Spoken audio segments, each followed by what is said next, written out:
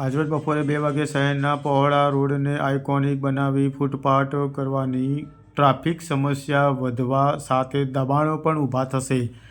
મહેસાણામાં વિસનગર રોડ ઉપર યુજીવીસીએલ કચેરી આગળ 3 લેનમાં વિશાળ ઉપયોગી રોડને આઇકોનિક બનાવવાના નામે 50% જેટલો ભાગ ફૂટપાથમાં ફેરવી દેવાયો છે, જેને લઈને શહેરીજનો માટે ટ્રાફિક સહિતની નવી મુશ્કેલીઓ ઊભી થઈ શકે છે। આ અંગે શહેર કોંગ્રેસ જયદીપસિંહ ડાભીએ જણાવ્યું હતું કે દેશના તમામ શહેરોમાં વધતી ટ્રાફિકની સમસ્યાને જોતા રોડને વધારે પહોળો કરવા દબાણો દૂર કરવામાં આવે છે, જ્યારે મહેસાણા શહેરના રોડ પહોળા કરવાની જગ્યાએ ઘટાડો કરાઈ રહ્યો છે। આ પ્રકારની ઉલટી ગતિવિધિના કારણે ટ્રાફિકની સમસ્યા શહેરીજનોનો સમય, ઈંધણ અને ધીરજ પણ બગાડી શકે છે। આ રીતે સરકારી કામ ન થાય તેવા ઉલ્લેખ કરી અને એમએમસીનું બુદ્ધિનું પ્રદર્શન દેખાતું હોય તેવા દ્રશ્યો જોવા મળ્યા હતા।